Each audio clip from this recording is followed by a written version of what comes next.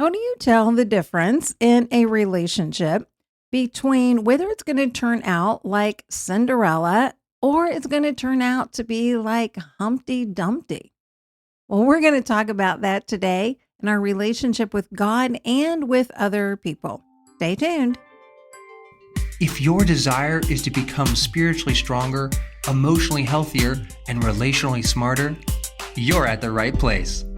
Speaker and writer Stephanie Smith inspires and equips you to achieve these three key aims. If you're a parent, you'll also learn how to raise empowered kids, ready for adulthood. Let's get started.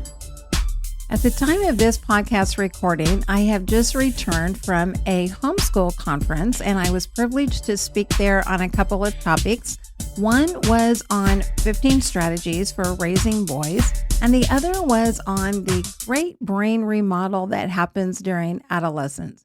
It was a delightful experience. I had the opportunity to meet so many parents that are just totally invested in raising their kids well and raising kids who are spiritually strong, emotionally healthy, and relationally smart. I also got to make build some new relationships with other vendors and exhibitors and speakers, as well as get a little more reacquainted with ones that I've met before. And it is always a delight to be able to see there are so many people in this country who have a heart that is set on living this life well and to the glory of God and in love with Him and with His goodness. I'm already looking forward to next year's conference season, and we'll be expanding that to additional conferences and conventions. And if you are looking for a speaker for a women's gathering at your church, or you are looking for a parenting conference or speaking event at your church or your Christian school, or for your homeschool co-op or organization, make sure to check out my resources, my speaking information on my website, stephaniepresents.com. I travel all over, including internationally, and I'd love to be able to chat and see how I can help to bring some encouragement and some information to your audience. One person left this testimonial. I would love to listen more. It changed my life today. I feel I am becoming a better dad. Well, one of the things that as we come together in places like conferences or even for our Sunday services or Bible studies or just gathering over coffee someplace. And it is the process of building these relationships in this community. And it's also about learning from one another so that we can grow in all aspects of our life. And that is what the Life's Key 3 podcast is all about. It really is about helping people become spiritually strong, emotionally healthy, and relationally smart.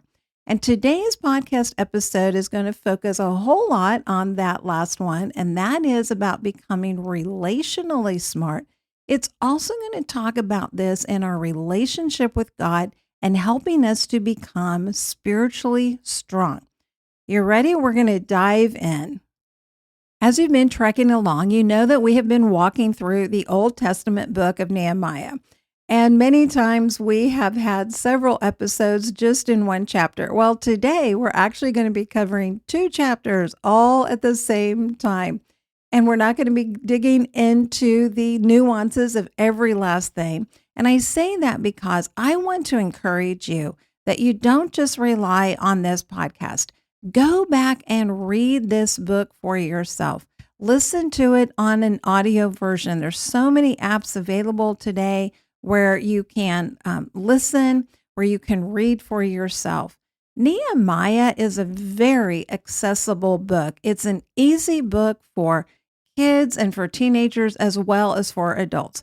So if you've ever been a little intimidated by the Old Testament, hey, Nehemiah is a fantastic book to read and kind of start getting rid of some of that Old Testament intimidation.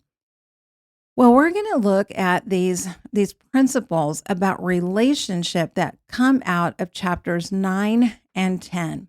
And the context for this is the people of Israel that are in that area have just finished celebrating and commemorating the Feast of Booths or the Feast of Tabernacles. And this was when people did a couple of things. One was it was a celebration of the fall harvest. It was a commemoration and recognition of knowing that ultimately it is God who created the earth and he has the ultimate control over it. And that we have a responsibility to do our best, even when it comes to very practical things like growing food, but also realizing that our dependence ultimately is always on God. The other aspect of this feast and this festival is that it looked back to the time that the Israelites had left Egypt, where they had after the Exodus, and God is wanting to take them into this promised land, into this area where they would live in freedom, where they would live in the way that he had designed and desired for them to live, no longer enslaved in Egypt, but free. And there's a bit of an issue that occurs, and we're going to go back and look at that just a little bit. But what happens is that as they commemorate and they look back, they're also looking forward to the promise of their coming Messiah. So it's both and. They're looking back, they're living very fully in the present with the harvest that they have right here and now. They're also looking forward to the coming of their Messiah. The people celebrated this feast with tremendous enthusiasm. It wasn't because it had rolled around on the calendar and it's like, okay, we got to go do this again. All right, I guess we'll go do the whole booth thing again.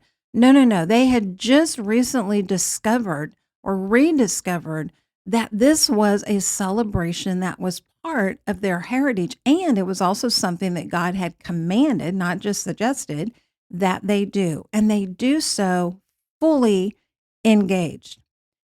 Where we pick up in chapter 9 is it's now the 8th and final day of this festival. And for the previous 7 days, this has been a time of going out and gathering the branches and building these booths. It's been a time of celebration. It has been 7 days to celebrate, to feast, to pray. It's been a time of enthusiasm. But the 8th day is a little different. And this is a day where they are called to more soberness, to even somberness. This is a day of repentance and also looking forward to the commitment that they are making to God. It's a sober day.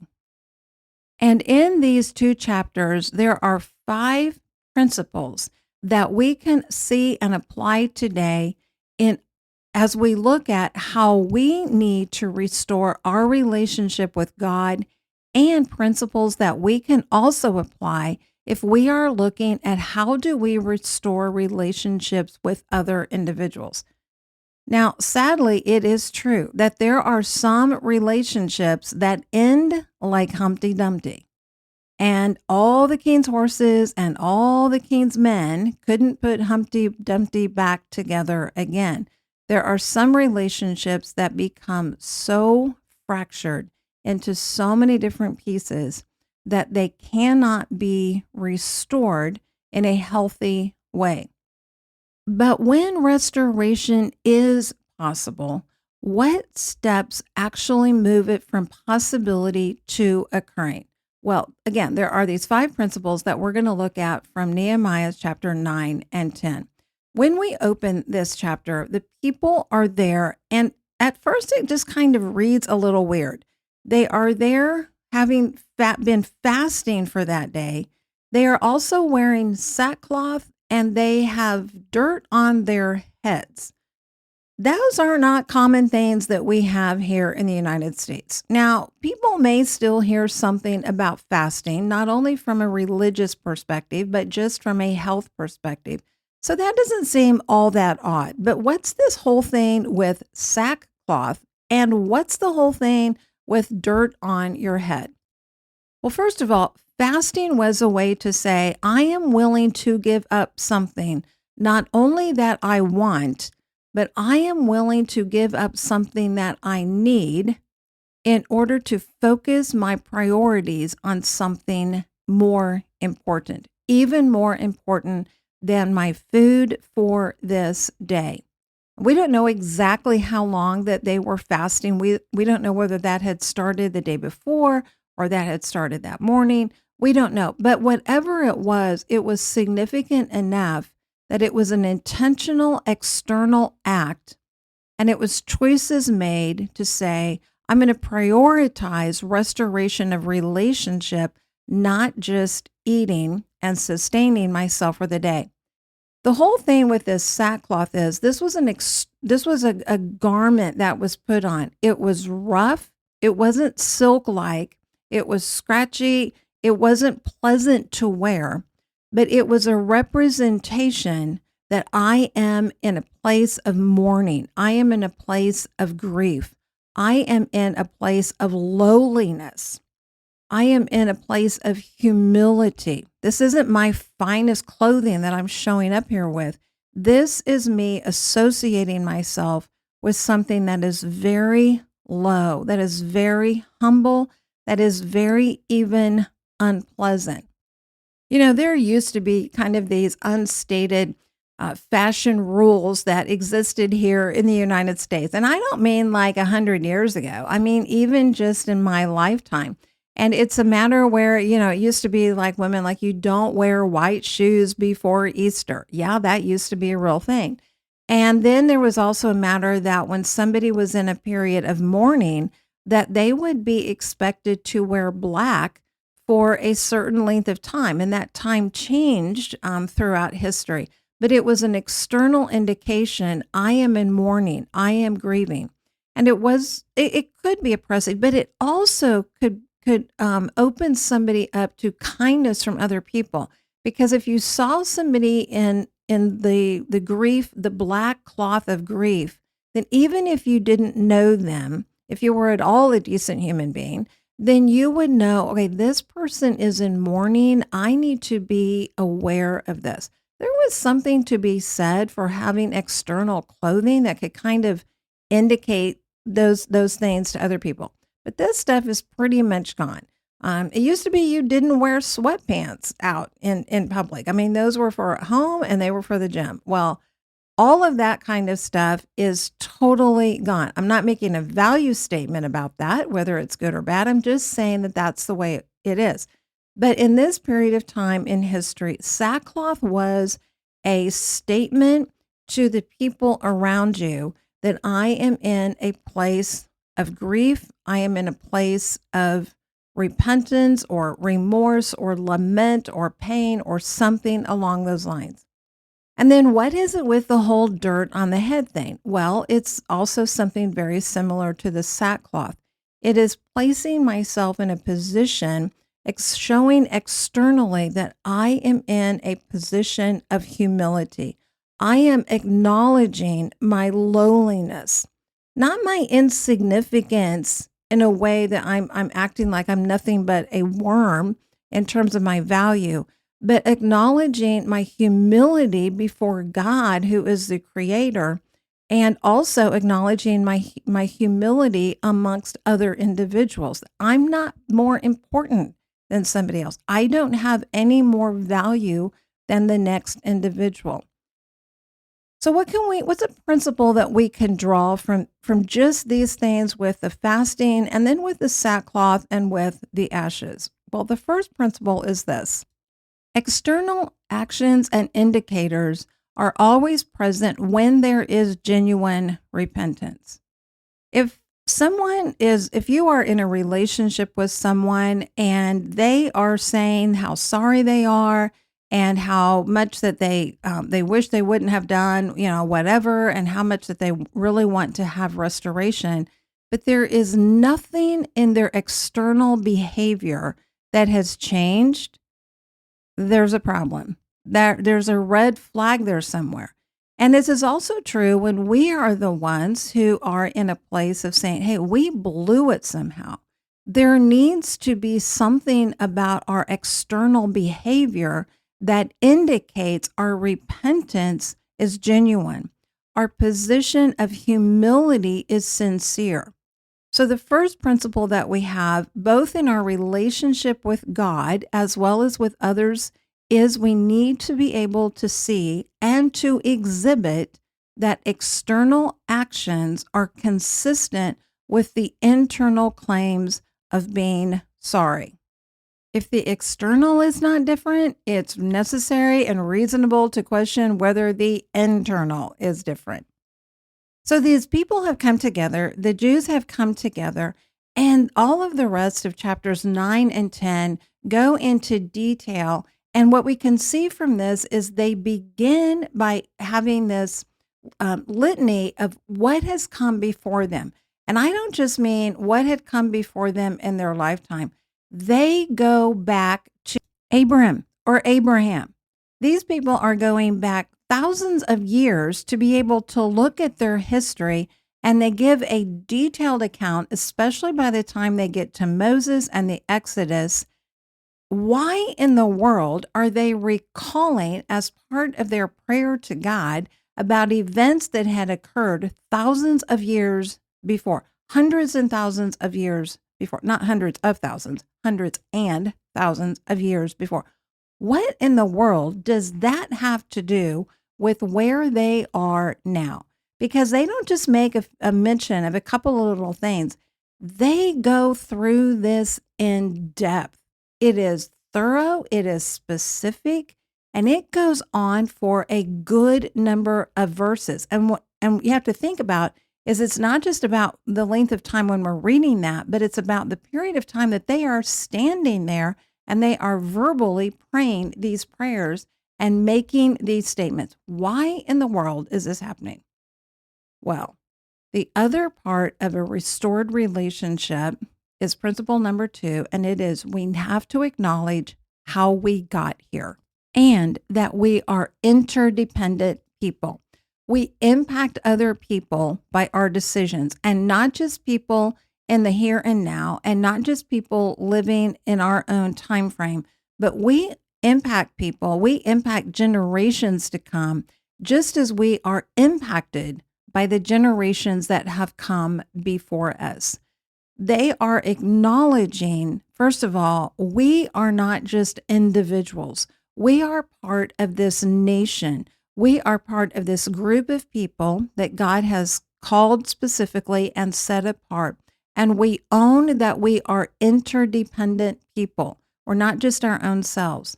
And also they go into detail to say, God, we want you to know that we understand the history and the past, and we are willing to learn from the lessons of the past. They're not repeating their history because God had forgotten it and he needed to be reminded. They are repeating their history because they are taking ownership of saying, here's how we know that we got here, because we have been guilty as people of the very same patterns of behavior that have happened for centuries before us.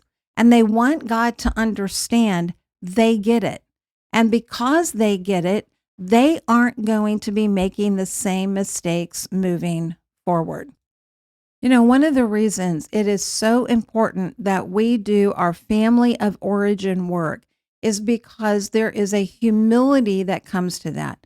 Sometimes people get a little scared about going back and looking at their family of origin and their growing up years because they're either afraid of what they're going to find, or also it's because they've adopted the idea, oh, that's just about blame. People who are into that kind of thing, they're just about blaming the parents for everything that's wrong in their life now, 30 years later. Yeah. And that's not me because I take ownership of my life. That is not the purpose of going back and doing family of origin work. Anybody who is doing that because they're wanting to find somebody to blame, well, that's on them. But that doesn't disqualify the necessity of doing family of origin work. You see, none of us just somehow pop onto the scene at 20 or 30 or 50 years of age, and we've just kind of become here. I mean, it's always been because of what's come in our past. And the most formative years of our life are always the years of our childhood and our adolescence. Now, that doesn't mean those are the only years of growth that we have. We always have the potential to be people of tremendous growth, no matter what age that we find ourselves. To be certain, the impact of growth is going to be different as we age. A person who does the work of growth and maturity and adopting healthy habits and lifestyles in their 20s is going to have a lot more opportunity for the exponential growth of that impact than somebody who doesn't start doing that until they're in their 70s. And yes, there are people who never start that until they are in their last couple of decades or maybe even years of life. However, we can always continue to grow, but we are never going to experience the same type of formative work in our persons as we encountered in childhood. So that's one of the reasons that we go back and we recount our history, our own individual history as a person. It is to be able to look at, how did I get here? Again, it's not about blame. It's about understanding, and then it's about ownership. Because here's the thing about doing our work. When we do it with the right heart and for the right purpose, we will always end up with taking greater ownership for our lives than less.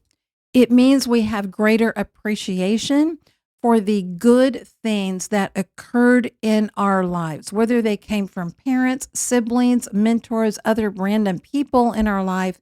We will have a greater appreciation of that. And it will be something then that we can be more intentional to make part of our life as a way that we invest in others. The other part of doing family of origin work is that we get to take ownership of the things in our lives that just aren't good.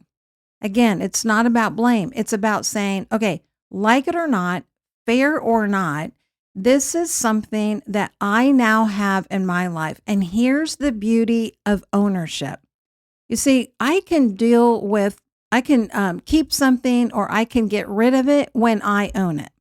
If I borrow my friend's kitchen appliance and it doesn't work out for me very well, I don't get to just donate it to my local thrift store. I don't get to sell it on Marketplace.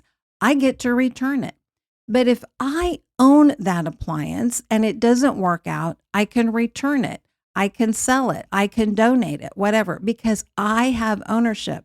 And it's the same way when we take responsibility for the things in our life that we have identified and we have seen, okay, this isn't good. Maybe I didn't come by this fairly.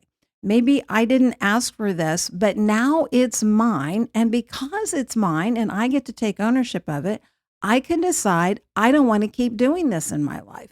I don't want to continue passing on this history to my children. I don't want to keep duplicating this way of showing up in life when it comes to friends and associates and colleagues and other people in my life. I heard this phrase recently, and I really liked it. It said this, and you can kind of fill in this with whatever is applicable to you.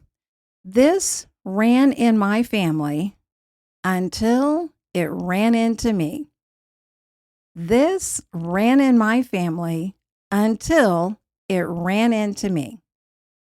And what the people of Israel here back on this 8th day of this festival in Nehemiah's time are saying, this has run in our family. This pattern of behavior has run in our nation's history until it ran into us. And they are taking ownership of these past patterns, and they are saying, we're going to be the ones who change it. Before these people ask God for anything, before they come to him and say that we're suffering or anything at all, what they want, they show by their external actions that they have a genuine heart of repentance. They are willing to be humbled. They are willing to they're not just willing to, they have put themselves in a place of humility. Now, this humility has come after 7 specific days of obediently celebrating this festival. And this has come after 2 months of hard physical labor and emotional and mental stress and strain of rebuilding these walls of Jerusalem and the other issues that came up during this process. And so now they have their external behavior is consistent with what they have been saying and showing internally. And they also are verbally acknowledging out loud to each other in a position of accountability and responsibility. We know how we got here. And we understand that we are interdependent human beings who have been affected by other people's decisions. Again, not as blame, but as taking ownership so that they recognize and accept the responsibility that their decisions are going to impact others, not just themselves. Okay, there are 3 more principles, and I'm out of time for today. So we're going to pick up next week, not this Thursday, but 2 episodes from now. And I will finish up with the remaining 3 principles that we can pull out of these 2 chapters in Nehemiah. Hey, in the meantime, sign up for the weekly newsletter, High Impact, on my website, stephaniepresents.com. Also, there's a contact form on there and different ways you can reach me. I'd love to hear from you, and especially if there's anything that you would like me to consider addressing either on the podcast or in the weekly newsletter. You're always invited to send me an email and make those requests. All right, my friend, remember this. You have an impact that is immeasurable, eternal, and irreplaceable. Thank you for listening. Visit the website, stephaniepresents.com, and sign up for High Impact to join the mission of building spiritually strong, emotionally healthy, and relationally smart women and families. You can also book Stephanie to speak at your event and check out additional resources. Together, we can invite and equip generations to engage fully in God's grand story.